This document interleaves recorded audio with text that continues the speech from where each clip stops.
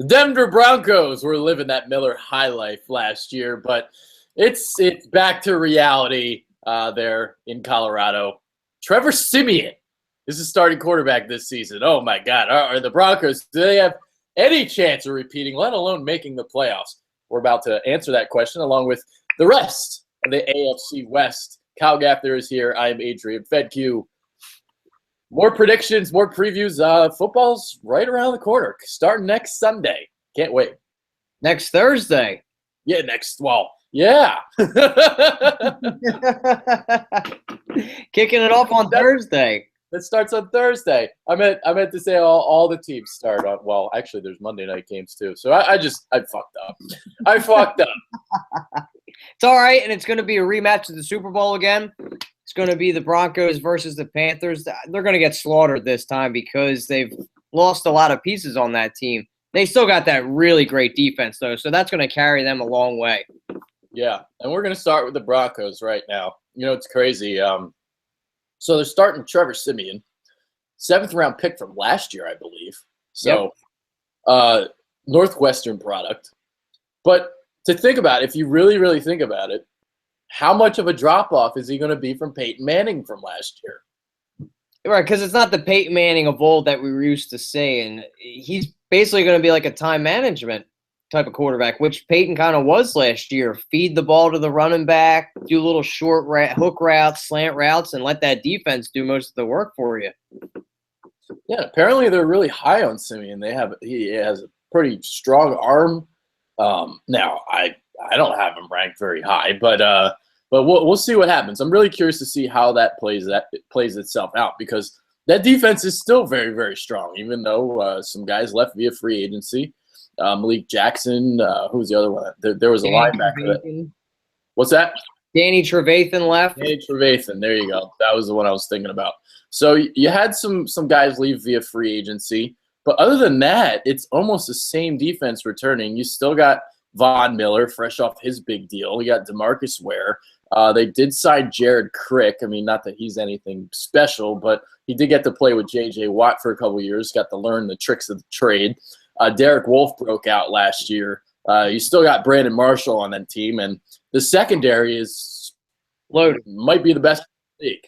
Chris Harris might be the most underrated player in football. So underrated. He's one of the most underrated because a lot of the attention goes to Talib over there on the other side, and he's up there with one of the best cover corners out there. Yeah, he's better than Talib, I think. I had him ranked. I have him ranked as a top 5 corner in the NFL. He's phenomenal, and for them to have both of them helps out a lot. You got T.J. Ward up there, who's nothing to bat an eye about. You got Sly Williams up there in the middle too. They lost Malik Jackson, but he's pretty good. I like him.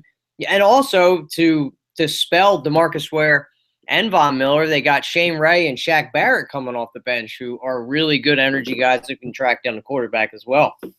Yeah, and going back to Harris, man, this guy can literally do it all. He can play the slot and play outside. He's got really, really quick feet, and he's always, around the ball, really. And he's really good in run defense too, which, he's kind of smaller in stature. You might not think that, but he is. And I really like Chris Harris a lot. And this defense should still remain dominant, I would think, for the most part. Now, we kind of differentiate on the wins, I guess. I have the Broncos going 9-7, but we do have them finishing 3rd in the division. Yeah, they'll be 3rd in the division. I have them going 6-10 just because I think the defense with some of these teams are going to get picked on a little bit. Either that or the offense is going to get shut down because, yes, you have kind of a rookie. He's new to the – Basically a rookie. He's basically a rookie even though he came in last year. He's got to learn the team. Their offensive line isn't very good. I mean, they added Russell Okung, he's okay because Ryan Clady, with all his injuries, they traded him to the Jets, so he's gone. They kicked Ty Salambello over to the right guard. They got Don Stevenson over at right tackle, so they picked him up from Kansas City. And Manny Garcia has been there for forever. I think they're going to have a little bit of issues with that. They're not going to get that push that they did last year, even though it's been like such a revolving door at offensive line the past couple seasons there. C.J. Anderson's okay. I just don't think they're going to – I think they're going to get beat up, to tell you the truth. Yeah, the offensive line is definitely a problem. It's among one of the worst units in the league. And, there's it's as bad, almost as bad as Seattle's offensive line, but there's a big difference because Russell Wilson is very mobile, and you can kind of hide a little bit of that offensive line there because of his scrambling ability. But Simeon obviously doesn't have that same type of ability. You got Russell Okung. That's basically all you got. They signed Donald Stevenson from Kansas City.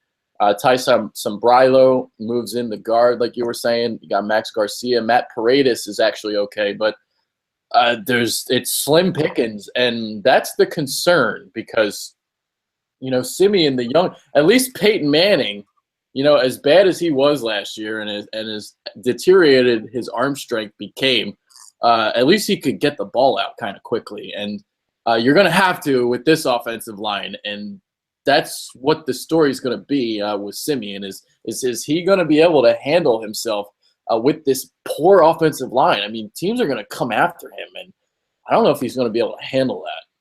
And Peyton could also read defenses if they were blitzing or not. That's one of his famous Omaha calls, that he could switch in and out of by reading the defenses. So that was a huge part to him being taken out when Brock Osweiler was so hot last year, and they went to go with Peyton instead. So it's going to be interesting to what they see, but they're not going to be repeat Super Bowl defending champs. So sorry, guys, it's not going to happen out there in Denver.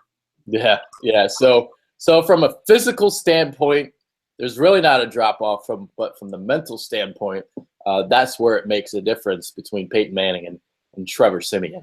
And they drafted Big Paxton Lynch to be the quarterback of the future. So who knows if Siemian, maybe they compete, but he looked pretty decent out there. I know John Elway's very high on Paxton Lynch, so maybe it's just a year to see if he's okay. But we might see 3 rookie quarterbacks play midseason or earlier this year. The guys that were drafted by, guys that are in front of them that might be taken out because the team is doing so bad, to see what they got in these young arms. Yeah. And you got Dak Prescott, too, in Dallas. So 4 of them. It's insane. Yeah, it's insane. You're saying John Elway is very high on Paxton Lynch. I think he's just high because I'm not high on Paxton Lynch at all. I'm not a fan of the big quarterbacks either. Yeah, we'll see about him. I do think he'll start eventually. I'm having a hard time believing that Siemian is going to do well with that offensive line. I just don't see it. He does have some good receivers. Obviously, you still got Demaryius Thomas. You still got Emmanuel Sanders. Two guys that can score from anywhere on the field, basically. So, those are definitely threats. But I mean, Jesus Christ, you got to get time to get them the ball. Yeah, you got him at 6-10. I got him at 9-7. Definitely not going to make the playoffs, I don't think. So, yeah. So that's that. All right, let's move on. You know what? We forgot overrated, underrated. So, we talked about Chris Harris. I think Brandon Marshall's very underrated. Yeah, I guess I'll go. I guess if you want to say overrated, I guess I'll go Russell Okung. He really hasn't been the same player he once was. From the injuries now, I had him on my overrated list. I also had C.J. Anderson. I don't think he's that great. I think he gets a little overhyped. My underrated guys are Chris Harris, obviously, Sly Williams, and Brandon Marshall gets no love either. The linebacker, obviously, not the wide receiver. A lot of people get that confused when you're talking players. Same name, but yeah, Marshall was a guy that used to be a practice squad player, and he was so good on that. I think it was John Elway who noticed he just made every tackle out there, and he was just like, you know what, we're going to call this guy the main roster, and he's been killing it ever since. Anderson is the guy that signed a contract during the season. There was a team that gave him an offer. I forgot who it was. Miami. There you go. And Denver matched, and I was like, what? Why would you match that contract? And so that's the story with C.J. Anderson. He's back along. Did Ronnie Hillman make the team? I didn't look at their cuts. Ronnie Hillman was the guy that was on the fence. I don't think he did. Not 100% because they drafted that young kid Booker in the 4th round. Yeah. All right. Well, we'll move on. Time for Kansas City. Now, we're both very high on Kansas City. We both have them going 11-5. This was a team that started 1-5 last year before stringing out 10 straight wins. They won a wild card playoff game against Houston, their first playoff win since 1993. And then they lost to New England there in the divisional playoffs. But overall, very, very solid year from them. And this is another team that's led by their defense. And yeah, another team that's going to be mostly the defensive ready. It's a play hard defense, run first offense. Their offensive line is very shaky too. There's another team that I don't know how they're going to do, but luckily Alex Smith is a mobile quarterback. So even if they do get to him, he has the mobile ability to, dink and dunk out there and deke out people and throw little screens. But Jamal Charles is coming off an injury. They got Travis Kelce, obviously. You got Jeremy Maclin, I think, is a stud, a very underrated stud. Their offensive line just don't know what they're going to do. But they have a slew of running backs there. They got Ware came up very big last year, and so did West. I'm not even going to try to pronounce his name because I'm going to butcher it. Yeah, Charkandrick. So they're going to have a revolving three-headed monster there to spell Jamal Charles. So there's no worry there. And then that defense it's loaded. You got Eric Berry there. You got, Poe. You got Derek Johnson, I think, is still very good, even though he's older than Dirk. And then Marcus Peters, who the Eagles should have taken, I still think, who won Defensive Rookie of the Year last year. Yeah. Got Justin Houston. You got Tom Ali. You can just keep going and going on that defense. And even guys up front like Alan Bailey, Jay Howard, those guys are a little bit underrated too. So they got players all the way around. Going back to that offensive line for a second, they did sign Mitchell Schwartzer in the offseason. He was with Cleveland. He's pretty solid. But Eric Fisher has been an abomination. Their guards are really, really bad. Lawrence Tavarni Tardif, that guy stinks. Parker I can't even pronounce his name. Ahinger. Ehringer. He's like a rookie, and he's, at least on the depth chart right now, he's slotted to start at guard. That's a problem. They got Mitch Morse, who they drafted last year, is at center. He's good. He had a really good rookie season, I thought. He did. I saw a lot of Kansas City last year because I was, for Philly Influencer, I was grading Doug Peterson's play calling because he said in his press conference that he called plays from the Week 6 game against Pittsburgh on. So every game I watched from Week 6 on, and Mitch Morse was a guy that really, really popped out at me on tape. So I thought he looked really good. And you mentioned Jeremy Maclin and Travis Kelce. Maclin is one of the best route runners in the league. He's got one of the greatest, softest hands in the league. And, he's very, very underrated. I always thought he was better than Deshaun Jackson. I used to get heat for that. Agreed. And now he's just like pulling away. And Macklin's numbers last year, I think he like barely got over 1,000 yards. But the thing to keep in mind is the way Kansas City plays. They're very, very slow and methodical. They ran the second fewest plays in the league last year. So Macklin's numbers, I actually calculated this for a show we did with the Eagles, and talking about Chip Kelly's fast-paced offense. If Maclin was in Chip Kelly's offense, he would have had over 1,200 yards receiving last year. Easily. He could have done that, but he was always playing second fiddle to Deshaun Jackson. He never really got much love, but I was with you. I thought he was always the better receiver because he could do everything. He had great hands. He's fast. He's a great route runner. Can take a hit. And since he did go to Kansas City, a team that doesn't pass as often as it should because it's a run-first offense, he would have had over 1,200. That doesn't surprise me at all. Yeah. Now, on the defensive side, they are going to be out with it. Justin Houston's going to be out for like 6 weeks, I believe. Yeah, because that's ACL. Yeah. So he's going to be out a little bit, but I mean, they've got so many guys. This is where I think he's a third-year player. D Ford. Yeah, D Ford. He's a former first-round pick. This is where he's got to step up a little bit. In Houston's absence, this is when you're going to be counted as an outside linebacker, 3-4 outside linebacker. You start kind of figuring it out in your second and third year. This is where he's got to really step up his game. To see if he's going to hack it because he played DN at Auburn when he was there. A little bit of a smaller guy, but a speedster. So I know his first year he got really eaten up. He was doing his one move that he was famous for out there in Auburn, and offensive tackles just ate him alive there with that. So he's got to try to learn a bit more because he's not as big. I know he put a little bit more weight on, but use that speed to your advantage. Yeah. And, here's where the loss to Houston is going to come into play. It's in the secondary. And Marcus Peters, he's obviously awesome. But behind him, there's really not much at cornerback. You got Phillip Gaines and Steven Nelson. Those are your second and third guys. And if Kansas City struggles to get pressure on the quarterback, these guys can get exposed. And that'll be where D Ford really needs to step up his game, because if he doesn't, then their secondary might get exposed a little bit.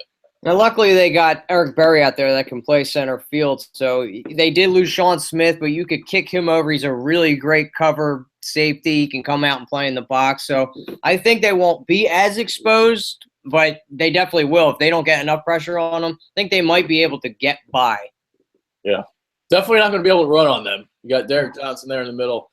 Johnson's actually a really good coverage linebacker too, so he's going to take your tight end out of the game. Yeah, so you can't really run on them. Maybe you might be able to throw on them just a little bit, but overall, I mean, that defense is very, very, very good. So he's a monster for a 340-pound guy. He's got quick feet. He can burst up. He can even go back in coverage sometimes. Yeah, he's an athletic specimen that you rarely see. And you know, I remember when teams were. When he was drafted, a lot of people thought he was a bust because he was like strictly an athlete.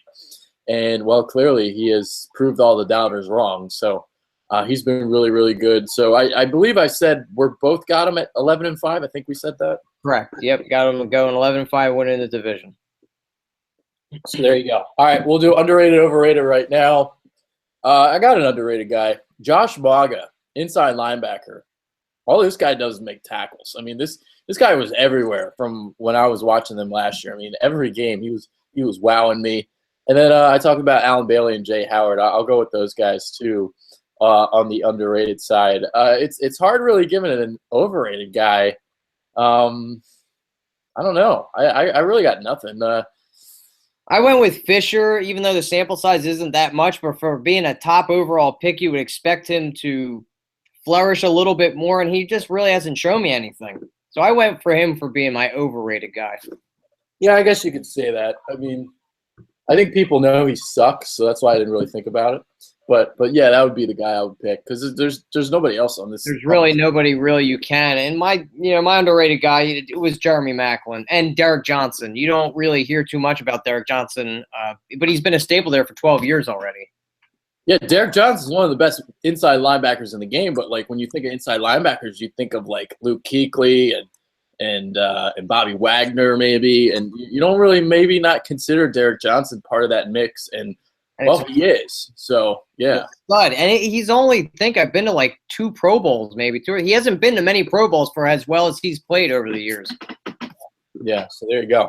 All right, let's move on to the Oakland Raiders. And you know, this has been a popular kind of trendy type of surprise team this year, and we're also on that bandwagon. We both have them going second in the division, both going have them going 10-6. So it'll be really interesting to see what the Raiders can do. I mean, I love me some Derek Carr. I think, you know, he can make all the throws. He's got a huge arm, but it's the it factor for me that really puts him over the top. His leadership. I mean, he comes up big in those big kind of moments. He's a stud. He is, and I didn't really know how he's going to be because you can't judge off of what his brother did, but I know a lot of people were comparing him to his older brother, and it's like you can't do that. David Carr was a complete bust. Number 1 overall pick, garbage. His brother has wow factor. He looked incredible last year, made huge strides from his rookie season. Impressive. I think they found their franchise quarterback for years to come. He's led that team, and Oakland's finally trending up for once. They've started drafting better. I think they got the right coach in there in Del Rio. Their defense is starting to come up. So I know those fans in the Black Hole and Oakland are happy, but they might be moving to Las Vegas. Reggie McKenzie, man, general manager, he's been out doing an outstanding job. When you think of Oakland, over the years without Davis, you think of speed and guys like Darius Hayward-Bay and shit like that. But Marcus Russell. Oh, fuck. Over Megatron. So like that's what they used to do, but now they draft guys like Khalil Mack, like Amari Cooper, like Derek Carr, and all these guys are studs. And this past offseason, they spent some money to try to put this team over the top. They signed Kelechi Osemele to a huge contract as the guard. Yeah, Sean Smith was brought in as a cornerback.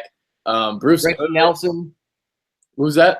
Reggie Nelson was brought in. Reggie Nelson and Bruce Irvin, the outside linebacker, formerly of Seattle. So a lot of offseason signings, a lot of good drafting over the last couple of years, and I think they should reap in the benefits this season.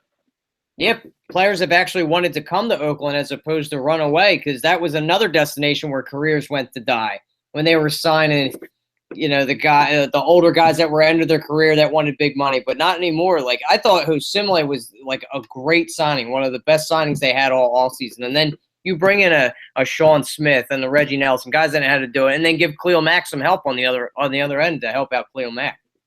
Yeah, and let's talk about Khalil Mack right now. This guy is a fucking shining star right now in the league. And he's so good.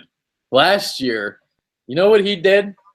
He made the Associated Press first team, or he was a first-team player as both a defensive end and an outside linebacker. The first time in NFL history that's been done. And that is unbelievable to me, that he can move from linebacker to defensive end so seamlessly. And what can you say? He's an athletic specimen. His first step, gets off the ball so fucking quickly, and he translates quickness, the speed to power really, really quickly. And he gets leverage. I mean, he always wins the leverage battle. He's got an array of pass moves. And, I mean, Jesus Christ, his bull rush is ferocious. It's among the best in the league. Can't say enough. It might be the best. You can't say enough about the guy. I mean, you're talking like Justin Houston, like LT type player, like just incredible with his quickness and his power. I mean, I'm surprised he fell all the way to 5 that he did. I think he could have even went higher. I know Jacksonville was looking at him in that draft at number 3, which I would have loved, but the dude is just incredible. And he came from such a small college too, Buffalo. So it looks like all those scouts out there really passed on an incredible player. Now, I knew all about Mac because I went to Temple, so I knew all about him. That's when Temple was kind of like the last legs of being in the Mac. And, well, Khalil Mack, pun not intended. Maybe it was. I don't know. But I mean, the guy is a fucking beast. It's unbelievable.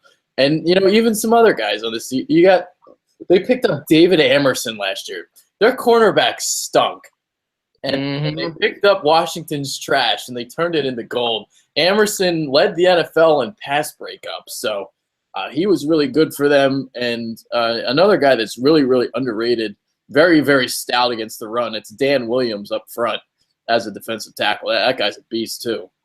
Yeah, they've really, really built on their defense right here because, like you said, that he's a solid guy, Dan Williams. They got him from the Cardinals a few years ago. I really like that they drafted Jihad Ward. I mean, I think this kid's going to be something special out of Illinois. He's got quickness. He's got a nice bull rush. They had a really good draft this year, a really good draft. And you pair it with guys like Mario Edwards. You got Justin Ellis still out there. You had mentioned Amerson. I think this kid is going to be something really good, and that's Carl Josephs. He was my favorite safety coming out this year. Once he gets a little healthy off that knee, I'm telling you, I've said this before, he reminds me of Brian Dawkins. That type of player. Energy is a smaller guy. He can hit, though. I'm excited for this team. I'm actually excited to watch Oakland play. I'm very excited to watch Oakland play because watching Khalil Mack is a fucking treat. And especially if you're like a defensive guy, just watching him go. Because they line him up everywhere. I've seen him play outside linebacker. I've seen him play defensive tackle. I've seen him line up as a nose tackle against the center. I mean, this guy does it all. It's almost like how they utilize Justin Tuck with the Giants, except he takes it to a whole nother level. He can literally play every single position out there on that front 7. You want to put him at inside linebacker, you can do that too. You can probably play him at safety. Fuck, man. The guy probably would kill it. Yeah, he's unreal. He was by far my top defensive end on my rankings list. So the guy's a stud. What can I say? So I guess we'll go to underrated, overrated right now. Who you got? Oh, this is tough, tough, tough. I think overrated guys. I don't really like their left tackle. I think Donald Penn is a complete garbage. I don't even think he should be starting the league. He's a giant mammoth. He should have been put out of guard. I think he's a bit overrated. He got a huge contract from Oakland. I was very surprised at that. Underrated guys. Whew. Nobody gives any love to the guy I had mentioned before, Mario Edwards. His dad played in the league. He was a really good star coming out of Florida State. Had a really, really bad combine, didn't think. And his first couple games, he looked atrocious. And then he just turned it on. You could kick him into the inside. You can kick him to the outside. He's got a motor. He's just nonstop go, go, go. He's like the black J.J. Watt. I mean, the dude is just a stud. Star in the making. All right. I'll go at the center position. I'll go with Rodney Hudson. He doesn't really get a lot of love. We didn't even talk about him. So Rodney Hudson, I like him. I think he's among the top centers in the game right now. So I like him a lot. Gabe Jackson, the guard. That's what I was just about to say, too. Yeah, he's pretty good, too. You know who I think can be up and coming? He's a cornerback, T.J. Carey. I'm not, like, super, super high on him, but he's better than D.J. Hayden. I was about to say, I thought you said D.J. Hayden. What a complete scrub. That was one of the guys they've missed on in the new regime, who is complete garbage. Yeah, he's terrible. He's really, really bad.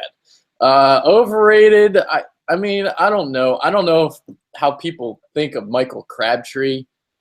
I mean, he's never really lived up to everything, but I think he's been a solid fit for what Oakland needs right now. He was the only one I could really think of on the overrated side. Complimentary player. Yeah, he's good. He's good with Amari Cooper there. I mean, he's not like the quickest guy in the world. He's not the fastest guy in the world. He's an okay route runner. He can go up and make catches in traffic or whatever. But he's not like anything special or anything. Cooper's the stud here in Oakland. So other than that, I really got nothing. Reggie Nelson. I mean, I don't think he's overrated, even though I think he might have gotten a little bit too much money. I think Osemele got a little bit too much money. But maybe I'll go with Osemele. But I like him too. I didn't think he was worth he almost got like $10 million a season. He's really good. He's a nice road grader. Nice compliment on the other side there. You got Gabe Jackson, then you got Osemele. Like Latavius Murray's going to have holes out to wazoo to run through. He's going to be running straight most of the time. The man's not even going to need the cut. I think he's an underrated running back. Yeah, I mean, I'm not like super high on him, but like maybe he is underrated because he was one of 7 players that ran over 1,000 yards last year. Because he plays in Oakland. Poor guy. The up-and-coming Oakland, that is. Yeah, hopefully they crack that ceiling this year. So we're both high on Oakland, 10-6 for both of us. And I have them making the postseason. So I do too, as a wild card team. There you go. All right, let's move on to the last team of the division. We got San Diego. I really don't want to talk about this team, but I talked about this with you pre-show, and I'm not high on this team. I don't think they're very good, but I have been winning 7 games because of how the schedule plays itself out. And I gave this example to you. I have like New Orleans ranked as like the 13th best team in the league, but I have them going 6-10 because of how the schedule is and how they match up with certain teams. And San Diego, I have them in like the high 20s, but I have them winning 7 games, and I have no idea. But that's just how shit played itself out. So obviously you still got Phillip Rivers there, and the storyline for them, at least I think, is how Joey Bosa comes out, how he plays. I'm not high on him, and I'm really curious to see if Keenan Allen can take the next step because he was on a ridiculous pace last year, receiving-wise, before he got hurt. So he looked really – and then Melvin Gordon's the other one too. I mean, he was like shit during his rookie season. And I don't think we can really blame that on Melvin because I was high on him coming out of the draft. But that offensive line is atrocious. It's an abomination. Yeah. And you're picking at number 3 and you take Joey Bosa. I just don't understand that. Like Laramie Tunsil was there, for God's sakes. Why not pull the trigger on him? You got King Dallas. Yeah, come on, man. Gas mask or not, like you're trying to protect what you have left of Phillips Rivers' career. I don't know. I'm very confused of what a great franchise this once was. You remember this team being dominant, 14-2. going to the postseason every year, almost making the Super Bowl every year. They should have won at least 2 or 3 when they had LT there. Yeah, well, they're not there anymore. That's for sure. They are not. They really have taken a dive. Yeah, I mean, Gordon. You can blame the offensive line if you want, but I was just like, he just didn't look comfortable out there, even though it is offensive line to an extent too. I mean, they gave money to King Dunlap, like come on, man. King Dunlap got a big contract. He's terrible. He's a turnstile. Orlando Franklin, their guard. I mean, he's pretty good, I guess. But other than that, I mean, G.J. Fluker had a solid year at right guard before he got hurt. I thought he was okay. He sucked as a tackle, but yeah, he was okay as a guard. So yeah, we'll see if they can actually run the ball this year. Keenan Allen's got Travis Benjamin now, so that's like a solid duo, I guess. That's a good slot receiver there, and they had at one point, I think, 17 different starting rotations that 1 year. They had 17 different players on that rotation on the front line. It was just like guys after guys. They had practice squad guys. They had guys off the street. Nobody stayed at one position. I think the first 2 games they had unity, but after that it was just the revolving door of all these linemen. It was just, yeah, they're in a bad spot. But go ahead. Yeah, there's 3 guys that I'm excited about on the defensive side of the ball. But other than those 3 guys, that defense stinks. I love Jason Verrett, the cornerback. Yes, I love him a lot. He's feisty. He's got quick feet. I mean, this guy is always in the right position. And then the 2 guys at outside linebacker, Melvin Ingram broke out last year, and not a lot of people know who this guy is, but Jeremiah Atauchu is a fucking stud. yes, he is. Yeah, and I think he's entering his 3rd season, I believe. Yep. I think he could break out and get like double-digit sacks. That guy can play and ball. So those are the 3 guys on defense. Other than that, though, I mean, fuck, it's slim pickings. I like Denzel Perryman. I thought he really had a good rookie year. Yeah, I'll give you that. He's a guy that could, go all over the field, match it with like a Manti Te'o, who's okay. I think he's a little bit overrated though. I love Jason Verrett. I thought they were going to pair him with his name's leaving me for a second. The guy Flowers? No, Jacksonville. I cannot think of his name right now. Hayward. No, the Jacksonville took 5th overall. I can't think of his name. A guy out of Florida State. Oh, Jalen Ramsey. Yeah, Jalen Ramsey. I thought they were going to pair him. That would have been a great pairing. But Joey Bosa, I think, is going to stink this year, especially with all the time that he lost. I like Corey Liuget or Legion. Yeah, I think he's a solid guy on the line. Yeah, he's all right. But they're clearly in a rebuild mode. Yeah, they signed Brandon Mebane from Seattle, so they got him up there. Brandon, I mean, their cornerbacks. Brandon Flowers he hasn't been the same player since he was at Kansas City. Yeah, Casey Hayward, I guess, is okay, but I like Jaleel Addae actually a little bit. He's all right as a safety, but like not anything special or anything. So we'll see. Yeah, I guess we'll get to overrated, underrated now. Overrated, Manti Te'o. Manti Te'o, definitely. He stinks. Brandon Flowers, I mean, just talked about him. He's not what he once was. Underrated, I kind of named some guys. I guess Atauchu would be my really, really under the radar guy. He is an underrated guy, even though like people thinks he's probably just a specialist, but the guy can just straight get after the quarterback. He was an awesome pickup for them when they drafted him. I think Travis Benjamin's underrated. I think he's a really, really good wide receiver.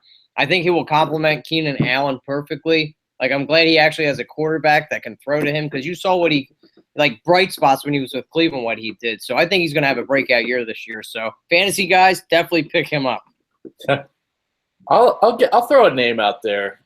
I'm curious to see how he does. Not underrated or overrated. Just curious to see how he does.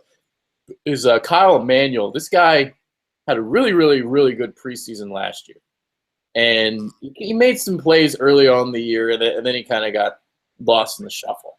So I'm curious to see how he can do. He's going to be like a rotational guy there, outside linebacker. So he would be the guy to keep an eye on for me. Other than that, I mean, we'll see what Melvin Gordon can do. I'm Hunter curious. Henry, don't forget about him.